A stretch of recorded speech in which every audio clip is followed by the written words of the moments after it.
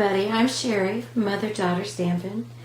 Today I have this card. I was making it for my niece. Her birthday will be Friday. She'll be 15. Yay, Megan. Anyway, this is her birthday card and I thought, well, this would be a good one to make a video. I'm using direct to paper with the background and then also black embossing on this. So, let's get started. And the inks that we're going to use on this are Pear Pizzazz, Old Olive, Pink Pirouette, and Cherry Cobbler. Now, my thinking on this process was to have the pink and the cherry cobbler on the top for the flowers and the green for the stems. Of course, it's abstract, so it's not going to be perfect, but it really gives a cool background. So let's start out with the lighter color. Do the pink on top. And it always helps to have scrap paper around. Junk mail, whatever works. Way to make good use of it. So you just take it, and you can either take it just from the edge and make a line on there, or you can do it more flat and get a bigger image. And this is just abstract, so you just keep going the way you like it. We want to try to cover as much as we can. There's no set rules. It's just the flatter the ink pad, the thicker the mark on your cardstock is going to be. Let's try Cherry Cobbler on top, which is a darker color. And let's just try to fill some in. You can always come back too if you want to fill in some spaces with any color, actually. Now let's go to the green. We'll start out with a lighter color, which is the Pear Pizzazz. And let's get some stems in there, maybe.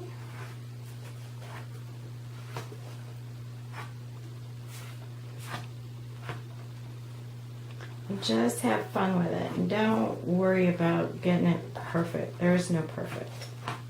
Now let's try the darker color, which is Old Olive.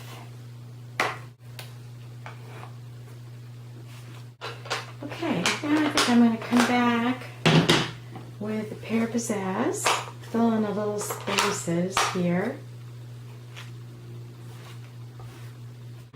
And that's your direct to paper. You take your ink directly to your paper. And we're going to take this and we're going to use our Versamark. And the stamps that I'm using is Stampin Up Pleasant Poppies. We're going to take this stamp, and it is a large stamp. We're going to take our Versamark. And since it is such a bigger stamp, sometimes it works better to put this upside down. Get this inked up really well. Since this is such a big stamp, we are going to take this and put it on top of it.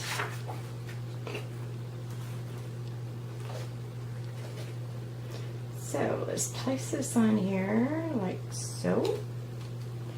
Put your scrap pad or paper on top of it and just burnish it in with your fingers. And stamp it on there. Hold one down while you rub the other side so it doesn't move on you.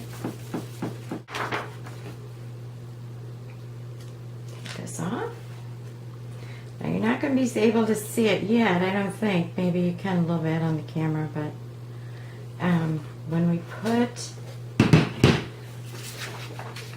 the black embossing powder on it, it'll show up real fast.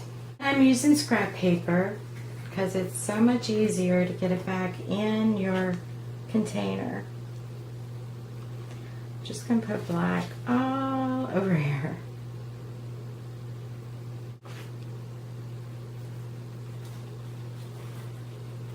Now is the time to take anything out that is on there you don't want on there.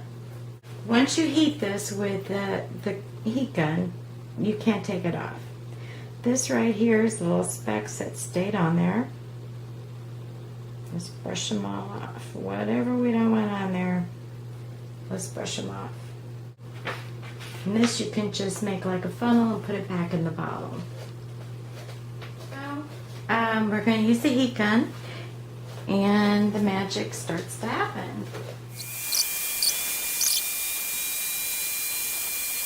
You can see where some of it gets kind of glossy. Of course, you can feel it. It's just a raised image. The next thing I did was a stamp from Stampin Up Chalk Talk, and I used this image and this one. And just to make things a little quicker, I went ahead and stamped them ahead of time. And this one, I cut it out with our 1 3/8 inch circle punch. Works real well with that. And then I'm popping it up with some dimensionals to give it some dimension. And when I cut this out, this background one, I actually used Chalk Talk Framelit. And here's the one that I did. And I just put it on here with the sharp side down. Put it on there, and you just run it through the Big Shot, and that cuts it right for you. Or if you don't have that, you could cut it by hand. You get lazy though after you have the punches and the framelits. You don't want to cut it out by hand. This time I'm using Old Olive for the background. And we have the black. And with this, I run it around the back, and I use Scotch tape.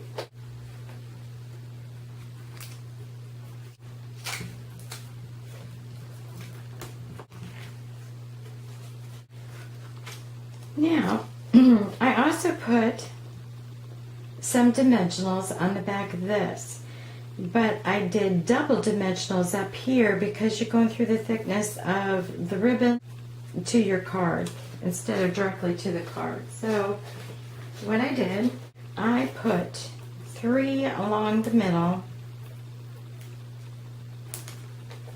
I know this seems like a lot of dimensionals, but they really are quite inexpensive, and I just think they really make your card. So take the back off and put your second one on top. Just makes it double thickness. Take off all your backs. Position this.